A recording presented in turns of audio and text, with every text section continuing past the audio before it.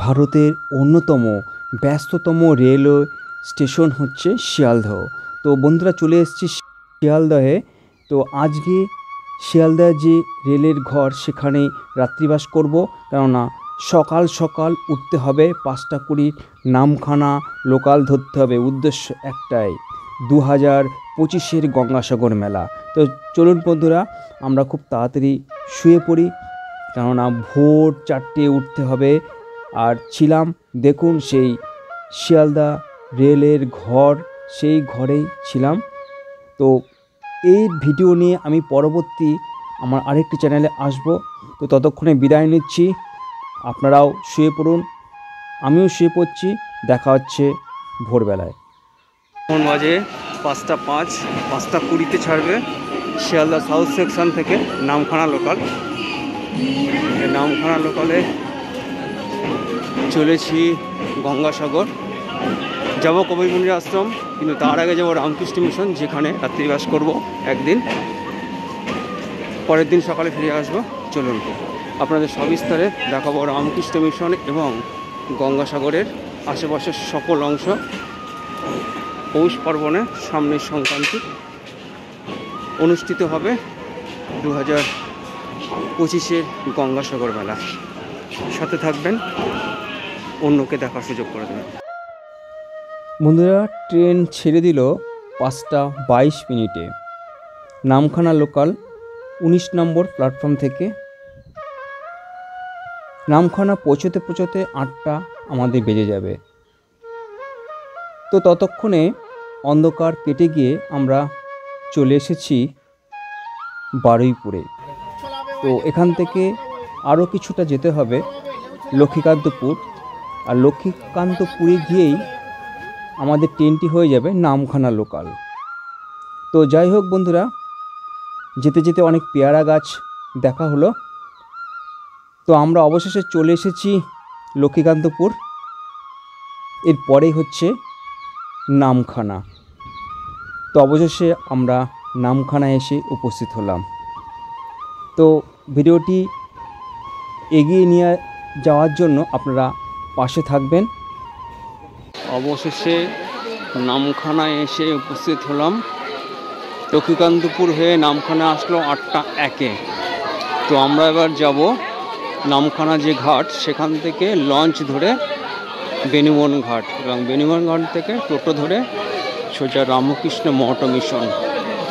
তারপরে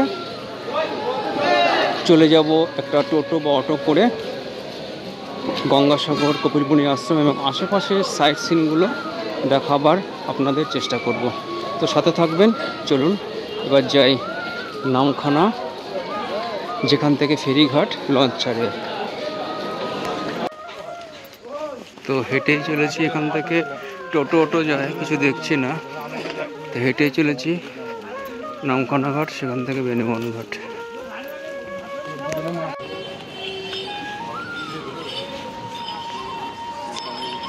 এই হচ্ছে হাতানিয়া দোয়ানিয়া নদীর উপরে যে ব্রিজটি, ওপারে চলে গেল শেষ বকখালি, হাতানিয়া দোয়ানিয়া নদী, আর সামনে হচ্ছে যেটি আমরা যাব বেনুবন ঘাট। তো বন্ধুরা, আমরা অবশেষে নামখানার নারায়ণপুর জেটি ঘাটে চলে এসেছি। সামনে দেখতে পাচ্ছেন লঞ্চের জেটি ঘাট বা ফেরি ঘাট। আপনাদের যেতে যেতে যে খবরগুলো দেবো, যে এই জেটি ঘাট থেকে সকাল 7টা 30-এ প্রথম লঞ্চ ছেড়ে যায় বেনুবন ঘাটের উদ্দেশ্যে। আর এটি হচ্ছে হাতানিয়া দোয়ানিয়া নদী। এই নদী পড়েছে সামনে গঙ্গায়, এবং গঙ্গা সাগরে মিশেছে। তো অবশেষে 8টা 30-এর জায়গায় আমাদের লঞ্চ ছাড়তে ছাড়তে 8টা 40 হয়ে যায়। প্রথম লঞ্চ কিন্তু আপনারা খেয়াল রাখবেন, নামখানা থেকে নারায়ণপুর এই ঘাট থেকে 7টা 30-এ ছাড়ে বেনুবন ঘাটের উদ্দেশ্যে, তারপরে 8টা 30-এ। এভাবে 1 ঘন্টা 1.5 ঘন্টা অন্তর অন্তর কিন্তু লঞ্চ ছাড়ে। যাই হোক, আমাদের 8টা 40 নাগাদ লঞ্চ ছেড়ে দিল। সামনে দেখতে পাচ্ছেন হাতানিয়া দোয়ানিয়া নদীর উপরে ব্রিজ আছে, যেটি কয়েক বছর হলো এটি হয়েছে, তৈরি করা হয়েছে। আগে বকখালি যেতে গেলে আমাদের ওপারে গিয়ে তবেই গাড়ি ধরে যেতে হতো বকখালি। এখন অনেক সুবিধা হয়ে গেছে, অটো বাস সব কিছু যায়, টোটো যায়। এখান থেকে বকখালি প্রায় 25 কিলোমিটার নামখানা থেকে। যাই হোক, অপরূপ মনোরম পরিবেশ। যদি আপনারা এখান দিয়ে যান 1 ঘন্টা লেগে যাবে লঞ্চে। তবে শীতকালে ভালো, জল যথেষ্ট স্তর আছে, এখানে চড়ার কোনো ব্যাপার নেই। যেটা সমস্যা হচ্ছে কাকদ্বীপ থেকে নেমে যেটা সহজ পথ, আমরা বেশিরভাগ মানুষ যাই লটের ঘাট হয়ে, ওখানে মুড়িগঙ্গা, ওখানেও গঙ্গা। আমি এ বিষয়ে কিছু কথা আপনাদের বলবো। ওখানে গঙ্গা আছে, 40 মিনিট প্রায় লেগে যায় ভেসেলে যেতে, ভাড়া নেয় 9 টাকা। কিন্তু গঙ্গাসাগর যখন মেলা হয় জানুয়ারি মাসে, ঠিক তার 7-8 দিন আগে ভেসেল অ্যাভেলেবেল হয়, তার আগে কিন্তু ভেসেল কিন্তু অ্যাভেলেবেল হয় না। ফলে অনেক ভেসেল বাতিল থাকে।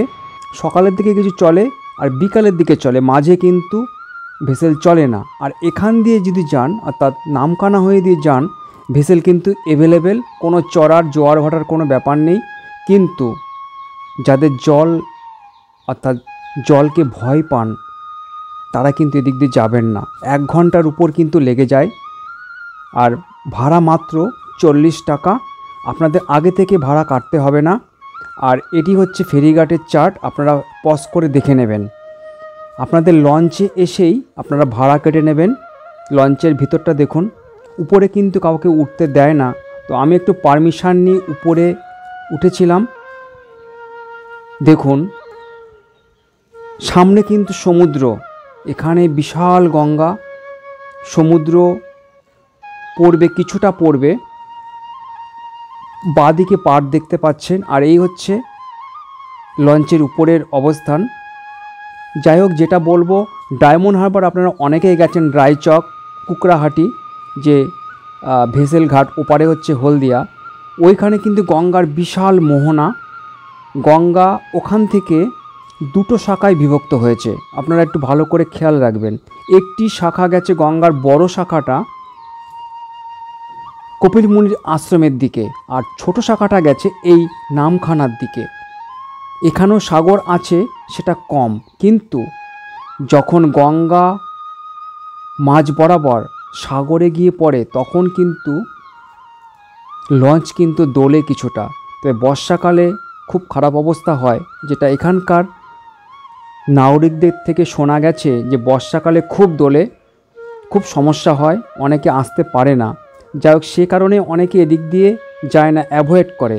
যাদের এই ভয়টা আছে তারা কিন্তু এপাশ দিয়ে আসবেন না, আপনারা লটের ঘাট দিয়ে যাবেন। এই দুটোই পথ আছে যাওয়ার। আরেকটা আছে ডায়মন্ড হারবার হয়ে আপনার ক্রুইজারে। যাই হোক, আমরা অবশেষে বেনুমন ঘাটে এসে উপস্থিত হলাম। এখান থেকে টোটো ধরে যাব রামকৃষ্ণ মিশন। আমরা নামখানা থেকে বেনুমন ঘাটে আসলাম।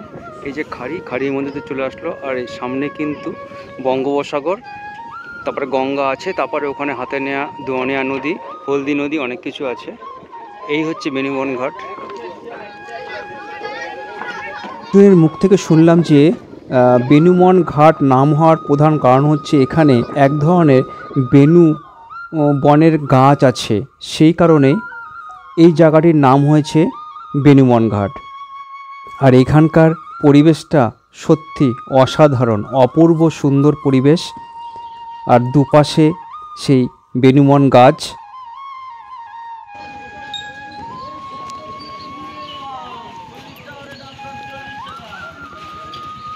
এই হচ্ছে বেনুবন টোটো স্ট্যান্ড, যেটি সামনে অনেক টোটো গাড়ি পার্কিং করা যাচ্ছে, 2 চাকা আছে। তো বন্ধুরা, আমরা টোটো পেয়ে গেছি। টোটো ভাড়া নেবে 25 টাকা মনসাদ্বীপ রামকৃষ্ণ মঠ মিশন পর্যন্ত। তো আমি এখন যাব মনসাদ্বীপ রামকৃষ্ণ মঠ মিশনে। সেখানে গিয়ে ঘরে ব্যাগ রেখে খাবার দাবার দুপুরে খেয়ে বেরিয়ে যাব গঙ্গাসাগর কপিলমুনি আশ্রমের দিকে। তো রামকৃষ্ণ মিশনের যে গেস্ট হাউস বা মিশন মন্দির নিয়ে ভিডিওটি কিন্তু আমি পরে আনছি। তো আজকে ভিডিওটি কিন্তু শুধুমাত্র গঙ্গাসাগর নিয়ে। তো দুপুরবেলায় খাওয়া দাওয়া করে এক্ষুনি বেরিয়ে যাব। তো আপনাদের জাস্ট এইটুকু দেখালাম রামকৃষ্ণ মঠ মিশন মনসাদ্বীপ যে আশ্রম আছে। এই হচ্ছে মিশনের পাঁচিল অর্থাৎ ব্যারিকেড করা এই করিডোরের মধ্যে এখানে শেষ হলো। যোগাযোগ করে আপনারা আপনাদের রেল সংযোগগুলো করিয়ে নেবেন। সন্ধ্যা 5টার পরে আমরা আর এখানে শিব মন্দির, কালী মন্দির, অনেক মন্দির আছে। তার আজ থেকে মেলা উৎসব শুরু হলো বাৎসরিক।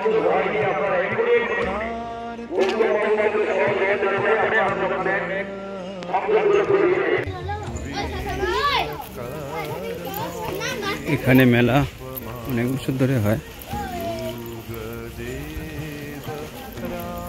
সামনে মন্দির আর এই পুকুরটি খুব সুন্দরভাবে সাজানো হয়।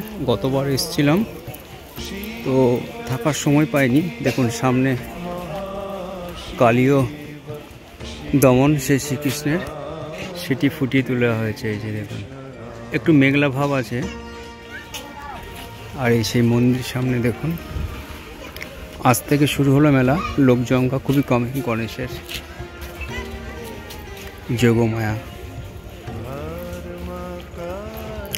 বিশালাক্ষী, শ্রী নাগরাজ, বাসুকী দেব।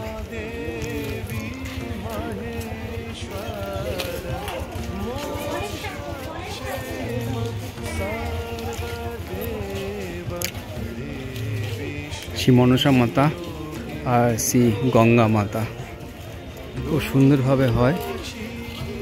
কাল থেকে ভিড় শুরু হয়ে যাবে। আর এখানে জিউর মন্দির, শ্রী মন্দির আছে একটি।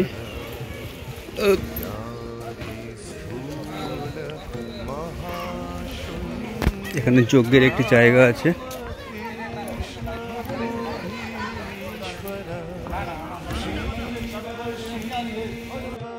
তো ডিসেম্বরের মাঝামাঝি সময় প্রতি বছর রামকৃষ্ণ মিশনের মনসাদ্বীপের কাছে এখানে বাসুকী নাগ একটা সরোবর আছে। সেই বাসুকী নাগ সরোবরকে কেন্দ্র করে এখানে মেলা হয়। 7 দিন ধরে চলে। যখন গেছিলাম মেলা সেদিন সবে শুরু হয়েছে। যাই হোক, ওখান থেকে একটুখানি মেলার ওপারে গিয়ে আমি একটা টোটো পেয়ে গেলাম। 10 টাকা চলে আসলাম মোড়ে। তো মোড় থেকে সোজা চলে আসলাম আরও 10 টাকায় গঙ্গাসাগর। ওখান থেকে গঙ্গাসাগর বেশি দূর নাই মোড় থেকে। আর ওখান থেকে মোড় থেকে রামকৃষ্ণ মিশন মোড় বলে, মিশন মোড়, ওখান থেকে লটেট ঘাট খুব একটা বেশি দূর না, ওই 20-25 টাকার মধ্যে আপনি চলে যাবেন। যাই হোক, প্রায় চলে এসেছি গঙ্গাসাগর। তো চলুন সবিস্তারে আশেপাশে গঙ্গাসাগর যে ধ্বংসের মুখে কিভাবে আমি দেখাবো। না দেখলে আপনারা বিশ্বাস করবেন না। সত্যি গঙ্গাসাগর মেলা হচ্ছে বটে, কিন্তু সাগরকে প্রতিরোধ করতে পারছে না কিন্তু মানুষ। সেই দৃশ্য দেখাবো, মানে আমি নিজে হতভম্ব হয়ে গেছি। গত বছর গেছিলাম কিন্তু এতটা খারাপ দেখিনি, কিন্তু এবছর অবস্থা খুব খারাপ। কারণ না দানা ঝড়ের ফলে আরও ক্ষতি হয়েছে। চলে আসলাম আবারও গঙ্গা। 2024 অর্থাৎ 25-এ পড়বে গঙ্গাসাগর। 11ই জানুয়ারি থেকে শুরু হবে পৌষ সংক্রান্তি। আর মেন স্নান হবে 14ই জানুয়ারি। তবে দেখুন গঙ্গাসাগরের কি অবস্থা, ভাঙতে ভাঙতে ওইদিকে, ভাঙতে ভাঙতে সাগর, আর সামনে দেখুন সুবিস্তৃত গঙ্গাসাগর এসে পড়েছে। আর কিছুটা মেঘলা আছে, আমি জুম করে দেখাচ্ছি দূরে। দেখুন একটু কুয়াশা ভাব আছে। বিকেল হয়নি, এখন বাজে ওই 2:30 কি 2:45 হবে। তো কাজ চলছে পার বাঁধানোর। ওইদিকে দেখুন বিম দিয়ে ঠেকাবার চেষ্টা করছে, কিন্তু যখন সমুদ্রের স্রোত হয় অর্থাৎ উত্তাল হয় বর্ষাকালে বিশেষ করে, তখন পাড় ভেঙে টেঙে একাকার করে দিচ্ছে। আমি যাব ওপাশটা, চারিদিকে চতুর্দিকে যাওয়ার চেষ্টা করব। এর ওপাশটাও যাবো, দেখা খুবই খারাপ, স্নানটা হবে কি করে। তো ঠিক আছে, সামনের দিকে যাচ্ছি, আপনার সাথে থাকবেন, দেখাবার চেষ্টা করব। কি অবস্থা, ভেঙে আর কিছু রাখেনি চারিদিকে, যাওয়া ব্যারিকেড করেছিল তাও ভেঙে একাকার, সাগরের ঢেউয়ে।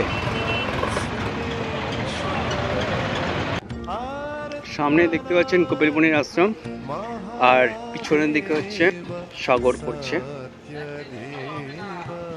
আর দুপাশ দিয়ে অনেক খাবার হোটেল, থাকারও জায়গা আছে, গেস্ট হাউস। কারণ শুরু সামনেই পৌষ সংক্রান্তি, মকর সংক্রান্তি স্নান হবে এখানে।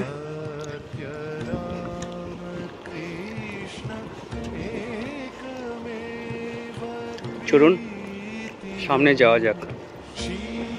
সব জায়গা জুড়ে সব ঘর হবে থাকার, হোগলা পাতার ঘর, ছোট বড়। আর ওই দূরে কপিলমুনির মন্দির। তবে মেন কপিলমুনির মন্দির কিন্তু সাগরের মধ্যে পড়ে আছে। সাগরের জল কমলে চূড়া কিন্তু দেখা যায় মাঝে মধ্যে, একজনের কথা আমি শুনলাম। তো সেটা হয়তো সামনেই হবে, কারণ এই সময় শীতকালে জল কিছুটা কমে, সে নদী হোক সাগর হোক, চর পড়ে। আর এই বিস্তৃত এলাকা ওপাশেও আছে, এত দূর এত সুবিস্তৃত এলাকা মেনটেন করা চারটিখানি কথা নয়। শুধু ভারত না, ভারতের বাইরে বহু মানুষ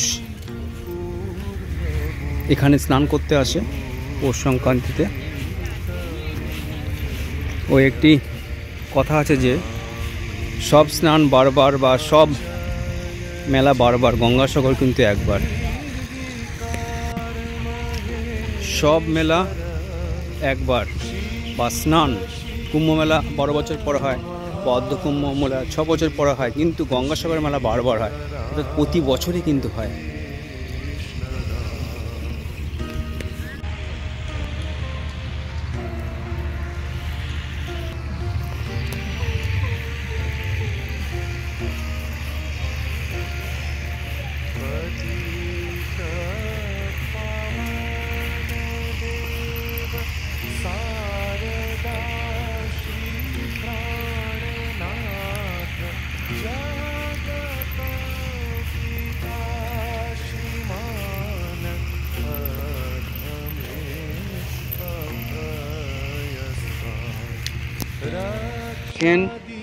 এই যে গভর্নমেন্ট থেকে বাদ দিয়েছিল ব্যারিকেড করে ঢালাই, দেখুন সব ভেঙে চৌচির হয়ে গেছে, দেখেছেন?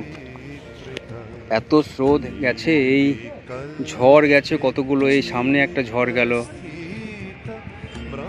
তারপরে বর্ষাকালে সমুদ্রে এত উত্তাল থাকে, মানে গঙ্গাসাগরের এই পাড়গুলো কতবার বাদ দিয়েছে, সব ঢালাই জিনিসগুলো পুরো ভেঙে চৌচির পুরোটা।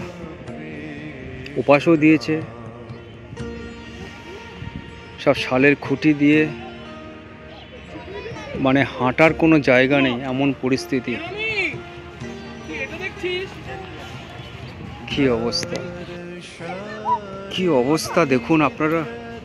একদিকে গভর্নমেন্ট এগুলোকে মানে কংক্রিটের বাদ দিচ্ছে, সব ভেঙে চুরমার, কিচ্ছু নেই স্নান করার মতন। কোথায় স্নান করবে? চারিদিকে দেখুন, ওই দেখুন সব গাছের গুঁড়ি দিয়ে বাদ দেয়া, এই দিকে ভেঙে দিয়েছে চারিদিকে। ওপাশে গেছিলাম, চতুর্দিকে স্নান করার মতন ঘাটই নেই। কি হবে? প্রকৃতির সঙ্গে কিচ্ছু কেউ করতে পারবে না।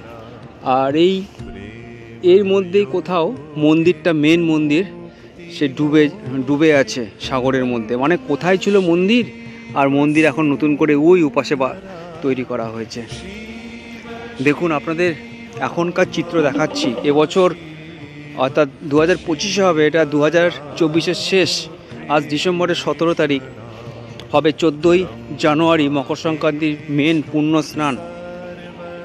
চলবে অনেক দিন ধরে, শুরু হয়ে গেছে অলরেডি। দেখুন আসা ভারতের বিভিন্ন জায়গা থেকে। আর এই দেখুন গঙ্গাসাগরের কী পরিস্থিতি দেখুন, ইলেকট্রিকগুলো সব পিলার ভেঙে দিয়েছিল, আবার নতুন করে বসিয়েছে।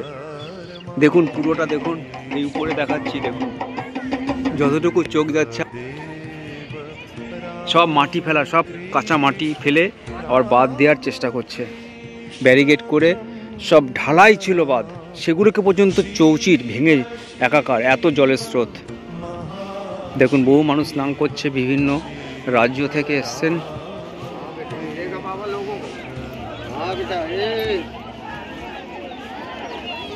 অবস্থা খুবই খারাপ, এখানে যে পরিস্থিতি সেটা দেখুন। এবং বিভিন্ন দেশ বিদেশ থেকে মানুষ এসছেন। আজকে 17 ডিসেম্বর, তো এখনও অনেক বাকি, 14ই জানুয়ারি মকর সংক্রান্তি স্নান, তাহলে কী পরিস্থিতি হবে। কিন্তু স্নান করার জায়গা কোথায়, আমি তো সেটাই অবাক হয়ে যাচ্ছি। আপনাদের সেই পরিস্থিতি দেখাচ্ছি, দেখুন কোথায় চলে গেছে জল। গঙ্গার যে জল নেবো গঙ্গাসাগরের, সে কোথায় চলে গেছে। এখন ভাটা আছে, তবু মানুষজন আসছেন, কীভাবে কি করবে, এর ব্যবস্থা কি করে হবে, সেটাই হচ্ছে বড় কথা।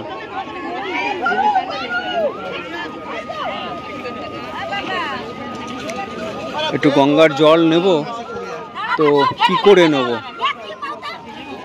তো অতটা যাওয়াটাই একটা মুশকিল ব্যাপার। চলুন দেখা যাক কি করে। গঙ্গাসাগরের জল এত দূরে চলে গেছে যে গঙ্গার একটু জল নিয়ে যাব বাড়িতে, সেটাই পাচ্ছি না। কেননা সামনে প্রচণ্ড কাদা, আর একটুখানি ঘাট অবশেষে পেলাম, এর পাশে একটু আছে। যাই হোক, একটু কোনো রকমে গঙ্গার জল মাথা নিলাম, আর ছোট্ট একটা বোতলে কিছুটা গঙ্গাসাগরের জল বাড়িতেও নিয়ে গেলাম। অনেকে স্নান করছেন, অনেকটা যেতে হচ্ছে, অনেকে যেতে ভয় পাচ্ছেন, তো অনেকেই বালতি মগ নিয়ে আছে, কিছু পয়সা দিলে সে জলটুকু আপনাদের দিচ্ছে, আপনারা এইভাবেও স্নান করতে পারেন। তবে আপনাদের যেটা বলবো, আর পার বলেতে কিছু নেই, সব যা বাঁধিয়েছিল বাঁশের বা কাঠের বা কংক্রিটের, সবই ভেঙে চুরমার, সমুদ্র উত্তাল তাণ্ডবে। তো ওপাশের থেকে এপারটা, এই দিকটা অনেকটা বেটার আছে, কাদাটা কম, বালির সংখ্যাটাই বেশি। তবে বাস দেখতে পাচ্ছেন সব ব্যারিকেড বাদ দেবে, মানে কংক্রিটের বাঁধ সব নষ্ট হয়ে গেছে। তো এ পাশটা তবু ভালো। আমি ওপাশ থেকে শুরু করেছিলাম, একদম কপিলমুনি আশ্রমের মানে মন্দিরের সোজাসুজি থেকে, ওইদিকে কিচ্ছু নেই, সবাই তৈরি হচ্ছে নতুন করে আবার। এই দিকটা পুরো সমুদ্র নেমে গেছে। ওই যে বাস দেখুন সব জলে ভেজানো ছিল, সব প্যান্ডেল তৈরি হচ্ছে, থাকার জায়গা, হোগলা পাতা দিয়ে, বিভিন্ন রকম প্লাস্টিক পলিথিন দিয়ে। আর ওই দিকে দেখুন ওপাশে কিছুটা তো স্নান করছে সবাই, ওই দিকে কিছু নৌকো আছে, ছোট ছোট বজরাগুলো। এই দিকটা তবু একটু পদের আছে, স্নান করার মতন জায়গা আছে তবু, কিন্তু ওপাশটা একদম নেই। তবে পার কিচ্ছু নেই, যা পার বাঁধিয়েছিল কারেন্টের পিলারগুলো পর্যন্ত ফেলে দিয়েছে।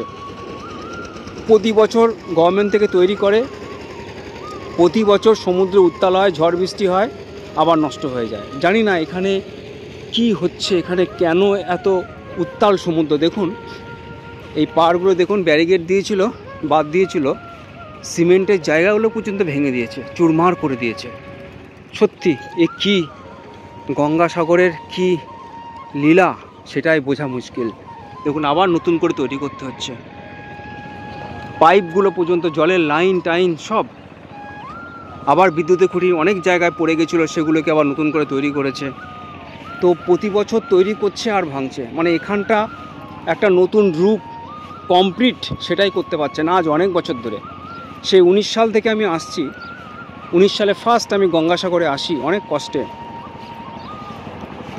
আধ ঘন্টা মতন ছিলাম, আবার চলে গেছিলাম, নাহলে বাড়ি ফেরাই মুশকিল হয়ে যেত। তো গত বছর এসেছি, এবছরে আসলাম, এই নিয়ে 3 বার হয়ে গেল গঙ্গাসাগরে।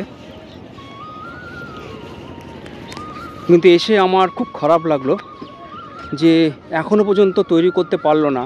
মানে যদি এত সমুদ্র উত্তাল না হতো, ঝড় বৃষ্টি সাইক্লোন না হতো, এতদিনে তৈরি হয়ে যেত এই গঙ্গাসাগরের জায়গাটা। কেননা এটি একটি মহা পবিত্র তীর্থস্থান। শুধু বাংলা না, সারা পৃথিবী জুড়ে মা গঙ্গা এখানে পতিত হয়েছেন এবং কপিল মুনির আশ্রম, সে পৌরাণিক কাহিনী সে তো আপনারা জানেন, অনেকেই জানেন।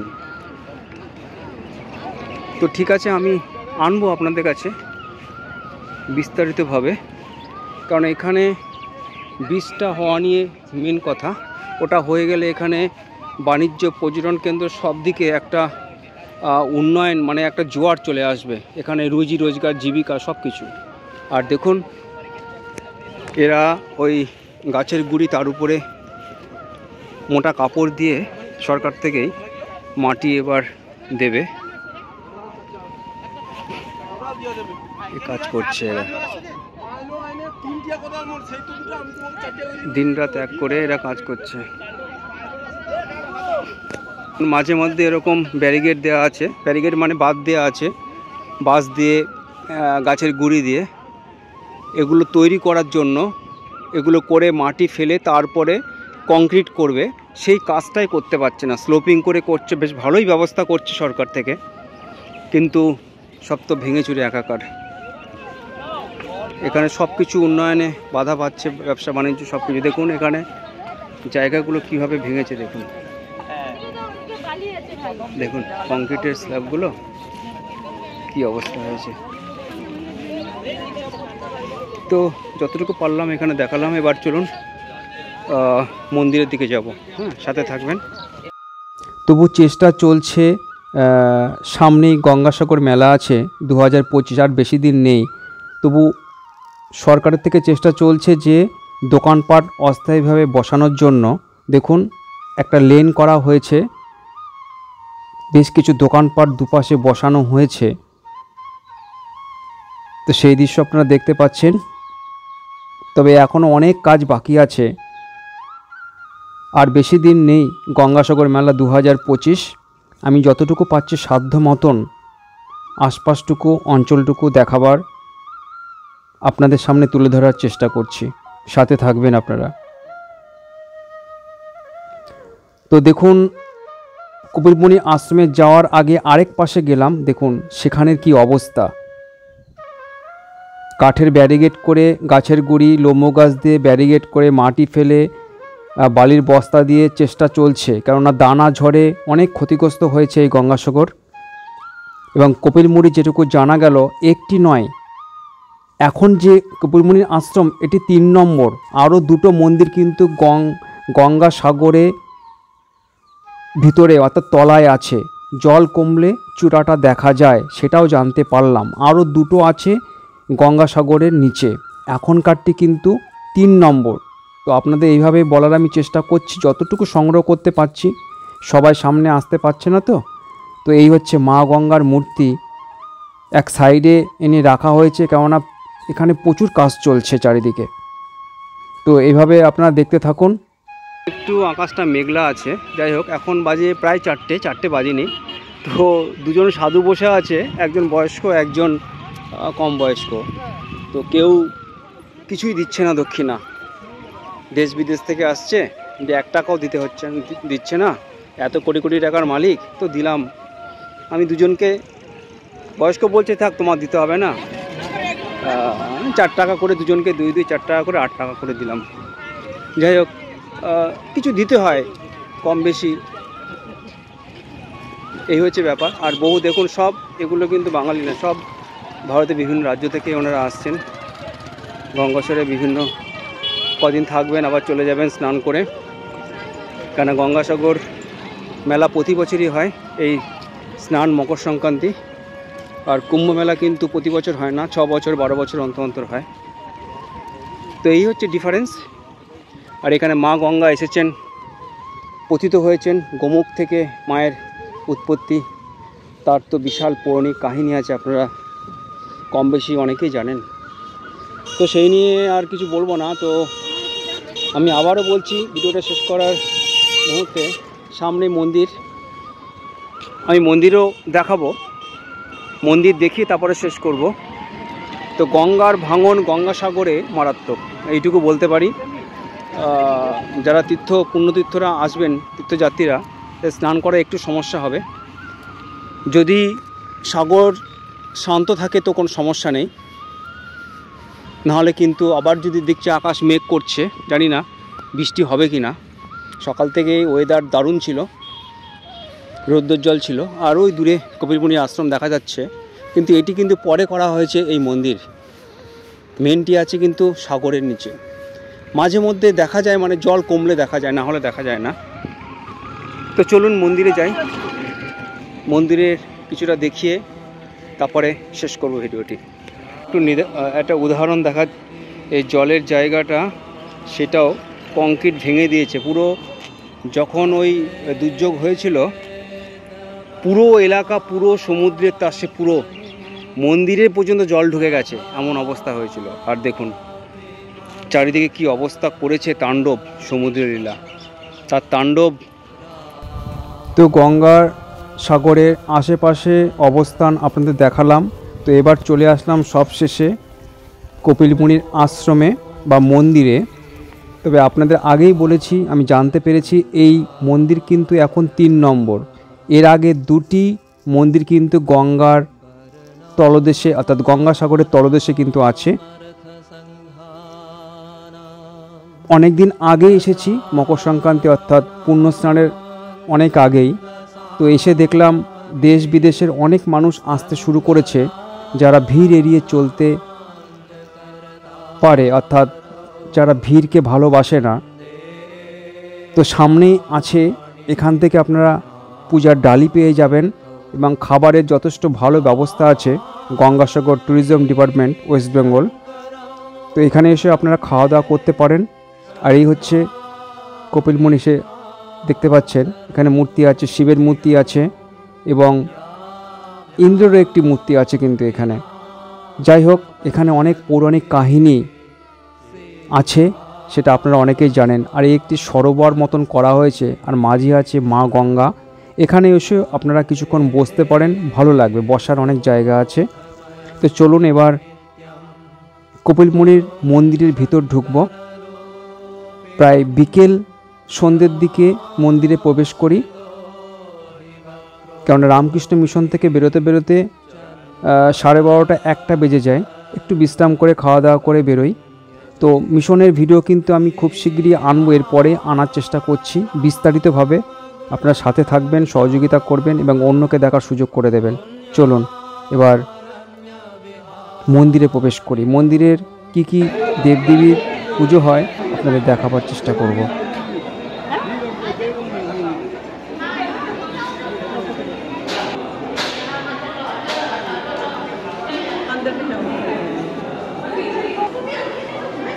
এখানে হচ্ছে শিব আছে, নন্দী বাবা আছে, মা কালী।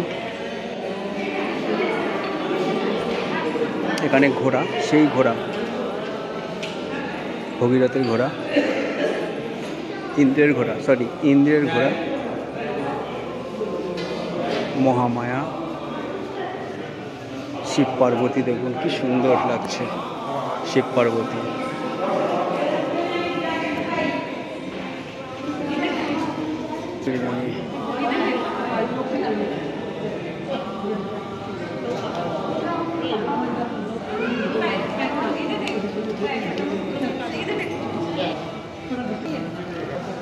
আপনারা সরাসরি দেখতে পাচ্ছেন কপিলমুনির যে মন্দির বর্তমান আছে, গর্ভগৃহ, ওনার মূর্তি দেখতে পেলেন।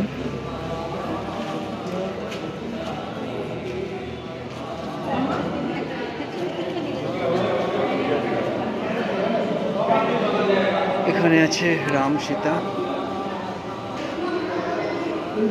এখানে আছে হনুমানজি,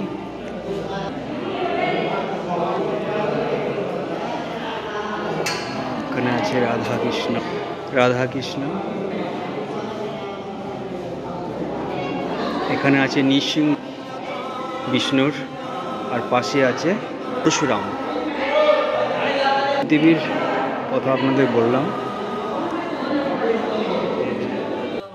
ভিডিওটি আর বেশি বড় করব না, সামনেই 2025-এর গঙ্গাসাগরের পূর্ণ তীর্থস্থান আছে।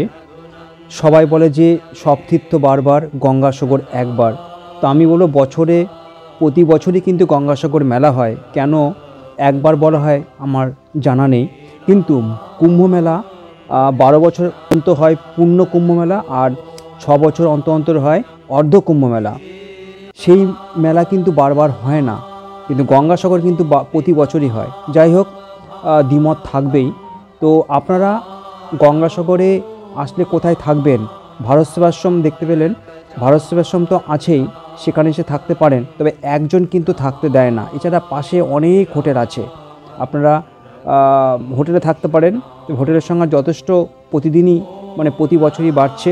আর আছে স্টুডেন্ট হেলথ হোম, সেখানেও আপনারা থাকতে পারেন।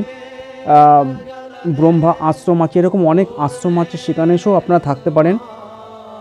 তবে বলবো আপনারা রামকৃষ্ণ মিশনে এসে থাকতে পারেন, তবে ইমেলের মাধ্যমে বুক করতে হবে, সেই ভিডিও আমি পরে আসছি। আর থাকতে পারেন student health home government of West বেঙ্গলে, সেখানে আপনারা অনলাইনে বুক করতে পারেন। যাই হোক, ভিডিওটি এখানে শেষ করছি।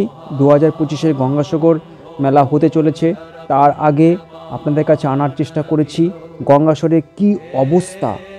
সত্যি কথা, আমরা দেখেছি গঙ্গাসাগর, আপনাদের দেখালাম, আমি নিজেও দেখলাম ধ্বংসের মুখে। যাই হোক, ভিডিওটি এখানে শেষ করছি। আপনাদের কেমন লাগলো অবশ্যই আপনারা কমেন্ট করে জানাবেন, এবং যারা নতুন তারা অবশ্যই চ্যানেলটিকে সাবস্ক্রাইব করুন এবং বেল আইকনে প্রেস করুন এরকম ধর্মীয় ভিডিও পেতে। এবং অবশ্যই আপনারা লাইক দেবেন এবং শেয়ার করে অন্যকে দেখার সুযোগ করে দেবেন। তো এখানে শেষ করলাম। জয় কপিল মুনি, জয় শ্রীরামকৃষ্ণ, জয় হর হর মহাদেব।